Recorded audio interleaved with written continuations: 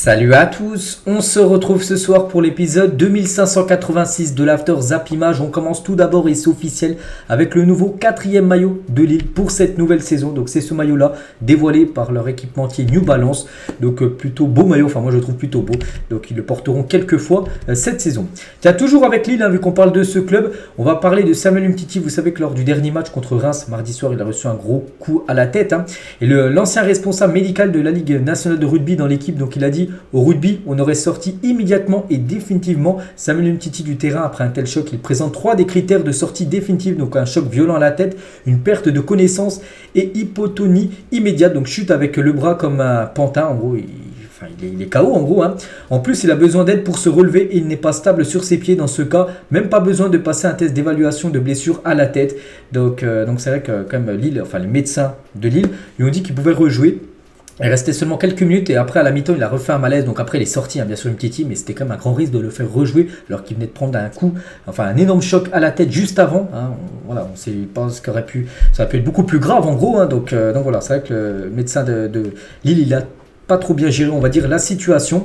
Et concernant, toujours avec Umtiti, on peut voir qu'il est déjà forfait pour le prochain match, pour dire que c'était quand même très grave ce qu'il a eu. Donc lors du déplacement du LOSC au Havre dimanche, il est forfait tout simplement. Samuel Umtiti, on lui souhaite un bon rétablissement. Et toujours avec les commotions cérébrales, donc victime de 2 commotions cérébrales, le gardien de but Florian Duparchi, 23 ans, porte plainte contre le stade de Reims. Donc il porte plainte pour mise en danger de la vie d'autrui et estime qu'il a été mal pris en charge par le club. Donc il porte plainte contre son propre club parce que son propre club l'a mal pris en charge quand il avait eu 2 commotions cérébrales. Donc voilà, concernant ces 2 infos. On continue, on va parler de Gattuso. Donc Gattuso, on sait, c'est le nouveau coach de l'Olympique de Marseille. Il a dirigé son premier entraînement du côté de Marseille et les résultats ont intérêt à arriver vite. Voilà, sous peine d'avoir un vélodrome hostile. Donc voilà, c'est ce qui se dit du côté de Marseille. C'est vrai que Marseille vient de changer de coach, mais maintenant les supporters veulent une réaction directe, quasiment directe, on peut dire, dans les résultats. C'est pour ça que le match contre l'AS Monaco samedi est très important bien sûr pour le nouveau coach Gattuso. Et Goulam, sur Gattuso qu'il avait eu à l'époque du côté de Naples, il a dit: je crois qu'il se met lui-même beaucoup de pression. Quand on s'entraînait à 10h, il arrivait à 6h30 du matin, il repartait à 19h. C'était une sacrée journée. Il garantit du travail. J'ai eu de grands entraîneurs, il en fait partie tout simplement, même si les résultats dans les clubs où il est passé, que ce soit Naples, Valence, Milan AC, n'ont pas été à la hauteur de ce qu'on pouvait penser de Gattuso. C'est quelqu'un qui bosse beaucoup, d'après Goulam, moi je relaye ce qu'il a pu dire, le défenseur algérien. Et Luis Enrique tient sur Gattuso, parce que Luis Enrique le connaît. Donc il y a quelques mois, il a dit ça, donc avant bien sûr qu'il soit en coach de l'OM: j'adore regarder le Valence de Gattuso, il vient du football italien et on pourrait penser que c'est un entraîneur défensif, mais c'est tout le contraire, il a changé la mentalité de ses joueurs, c'est une bête de compétition. Donc voilà ce que pense Luis Enrique, le coach du PSG, sur le nouveau coach de l'Olympique de Marseille. Et Gattuso à l'époque, quand il était joueur par exemple du côté de l'AC Milan, il dit quand je perdais un match, je cassais tout par frustration. Il était tellement déçu. Il arrivait dans le vestiaire, il balançait ses crampons, il était très énervé. Et il dit que maintenant, aujourd'hui, les gars perdent et font un selfie et le mettent sur Internet. C'est vrai que ça a changé, on va dire, les mentalités des joueurs qui viennent de perdre un match par rapport à avant et maintenant. On continue toujours avec l'Olympique de Marseille parce qu'on sait que c'est Gattuso le coach, mais ça aurait pu être Zidane si bien sûr Zizou aura accepté, mais il a refusé. Donc Zidane a été contacté par l'OM pour remplacer Marcelino. L'ancien coach du Real Madrid a refusé la proposition. Après, il ne serait cependant pas fermé à l'idée de prendre le poste dans le futur. Un jour, il pourrait potentiellement devenir, pourquoi pas, coach de l'OM. Il n'a jamais joué à Marseille, mais devenir entraîneur à Marseille, c'est peut-être une option pour lui dans le futur, mais pas maintenant. Mais à condition aussi de travailler avec un autre propriétaire, parce que là on sait c'est Steve McCourt. Et voilà, Steve McCourt, je sais que du côté de Marseille, il n'est pas trop apprécié. Vraiment, c'est un autre propriétaire dans le futur Marseille si le club venait de vendu. Peut-être Zidane pourrait potentiellement devenir nouveau coach, un coach dans le futur. Pourquoi pas, c'est vrai que ce qu'on espère déjà avec Zidane, c'est qu'il prenne au moins une équipe là très prochainement, parce qu'on a besoin de lui au poste d'entraîneur, peu importe, mais on a besoin de lui, on va dire, dans le football. Toujours avec les entraîneurs, donc Gérard Prêcheur quitte le PSG féminin. Son fils Jocelyn devrait le suppléer au poste d'entraîneur de l'équipe première du Paris Saint-Germain féminin. En parlant du PSG masculin, les hommes, donc Kylian Mbappé devrait être ménagé à Clermont. Donc après-demain, le PSG à 17h se déplace du côté de Clermont. Il devrait être forfait, Kylian Mbappé. N'oubliez pas qu'il était sorti sur blessure lors du dernier classique. Donc le Français a été touché à la cheville gauche durant le classique. Le staff parisien veut qu'il soit 100% pour affronter Newcastle mercredi. C'est pour ça qu'il vaut mieux le ménager pour ce match après-demain qui est un peu moins important bien sûr que le match très important dans 6 jours avec le déplacement du côté de l'Angleterre. Comment dire, des nouvelles d'André-Pierre Gignac qui a remporté cette nuit la Campeones Cup face au Los Angeles FC. Nouveau trophée pour lui, c'est déjà son 12e titre avec les Tigres en 8 saisons. Ça fait 8 ans qu'il est là-bas, déjà 12 trophées. Là-bas, c'est une légende, je crois, déjà meilleur buteur de l'histoire du club. L'un des meilleurs buteurs en activité de la première division mexicaine. Donc voilà, c'est fou ce qu'il réalise du côté du Mexique. André-Pierre Gignac, on lui souhaite bien sûr une bonne continuation parce que pour l'instant, tout se passe bien pour lui. On va parler du Barça qui interdit à ses joueurs de pratiquer le paddle. Le paddle, je crois que c'est plutôt comme ça, lors de leur temps libre afin d'éviter les risques de blessures. Une large partie du vestiaire en avait pris l'habitude, que ce soit Lewandowski, que ce soit Frenkie de Jong. Pourquoi je dis ces deux joueurs? Parce que je les ai vus en photo tout simplement en train de jouer avec une raquette de paddle. Vous savez, c'est un peu comme le tennis, mais en cage. Donc voilà, le Barça maintenant interdit à ses joueurs de participer à ce sport voilà, parce qu'il y en a qui se blessent après, bien évidemment. Et toujours avec le Barça, donc a été officiellement accusé de corruption active dans l'affaire Negreira. C'est que l'affaire Negreira, depuis quelques mois, on n'entendait plus parler. Et ça revient, parce qu'aujourd'hui, on peut voir qu'une perquisition a actuellement lieu à la direction de l'arbitrage espagnol. Cela concernerait l'affaire Negreira, arbitre accusé d'avoir été rémunéré pour pour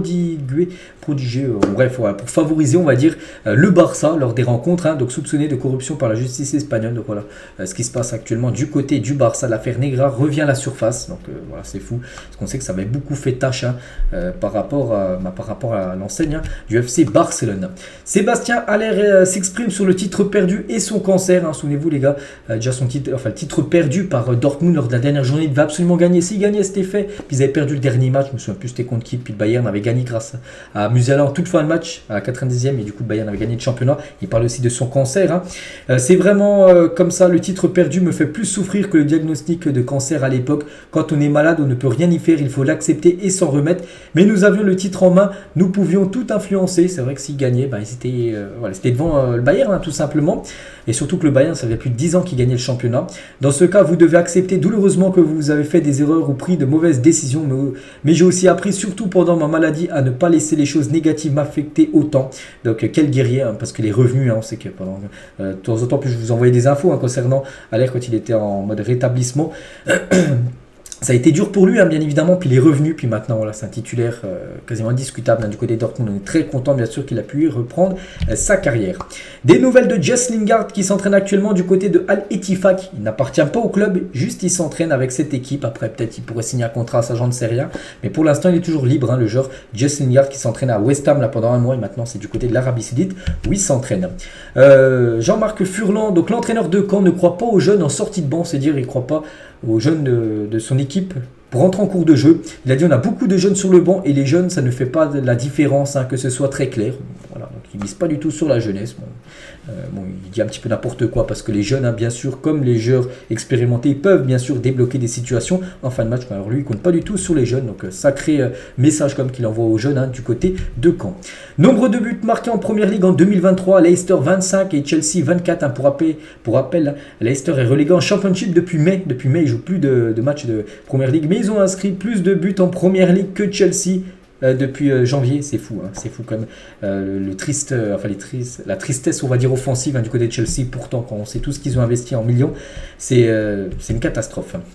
Arsenal collabore avec Stella McCartney pour leur tout premier kit extérieur féminin. Donc voilà le maillot extérieur de l'équipe de Arsenal pour cette nouvelle saison. Arsenal, bien sûr, féminin. L'Inter Miami n'a pas réussi à gagner lors de ses 3 derniers matchs que m'a manqué par Léo Messi en raison d'une blessure. On sait que Messi il est blessé depuis quelques jours. Et les 3 matchs du côté de l'Inter Miami, à chaque fois, ça a été soit défaite, soit match nul. Hier, ils ont perdu par exemple une coupe contre l'équipe de Houston Dynamo. Golovin et Minamino étaient absents de l'entraînement aujourd'hui. Monaco reçoit, n'oubliez pas, l'Olympique de Marseille après-demain. Le gros match, Monaco contre Marseille. Et voilà, c'est 2 joueurs cadres. Minamino qui réalise un gros. N'oubliez pas qu'il a été élu comme meilleur joueur du mois d'août en Ligue 1. Minamino, pour dire qu'il est très bon en ce début de saison. Et Golovin est absent à l'entraînement. Regardez ces gros résultats du côté de la Première Ligue. Le dernier en date, Sheffield, Newcastle, un 8-0 pour Newcastle. Il y avait eu par exemple un 9-0 pour Manchester contre Southampton, un 8-0 pour Manchester City contre Watford. On peut voir par exemple les joueurs, Bernardo Silva a inscrit un triplé lors de cette rencontre. Mahrez, Agüero, David Silva, Otamendi ou même De Bruyne avait été buteur. Liverpool contre Bournemouth, ça remonte au 27 août 2022, 9-0 avec un doublé de Luis Diaz ou même un doublé de Roberto Firmino, ou même le 9-0 de Leicester du côté de Southampton avec 3 buts de Jimmy Vardy et 3 buts aussi de Pérez, hein, l'attaquant mexicain, je crois qu'il est mexicain, Pérez. Bref, donc voilà, quelques gros résultats on peut dire du côté de l'APL. Victor Boniface, donc pas du tout content de son avatar, c'est-à-dire de son personnage sur eSport, parce qu'il a réagi, hein, regardez, il a dit ce n'est pas moi, avec des petits smileys en train de rigoler, et le Bayern Leverkusen a dit on peut rien y faire, hein, parce que c'est eSport en gros qui a fait la carte, et surtout ses notes, hein, c'est vrai qu'elles sont plutôt basses, hein, quand on sait le joueur, le talent qu'il a. Il a seulement une carte argent, alors que normalement la plupart des bons joueurs ont une carte or. Donc voilà, des fois eSport ils font un petit peu n'importe quoi, on sait, avec les notes dans leur jeu. Et on finit les gars cet épisode avec deux vidéos de moi à l'époque, hein, par exemple celle-là du Zapimage 754, bon il y en a pas mal, hein, quasiment 1800 ZI en arrière, mais Zidane il avait dit, hein, le 20 avril 2019, le problème est que Cristiano est irremplaçable, aucun ne fera ce qu'il a fait au Real Madrid. C'est vrai que 5 ans, quasiment, enfin 4 ans après, peut-être Benzema a réussi à un petit peu... à le faire oublier, mais voilà, Ronaldo, ça reste bien sûr Cristiano Ronaldo. Et aussi, tiens, cette vidéo du 12 août 2017, c'était mon ZI 269. Hein.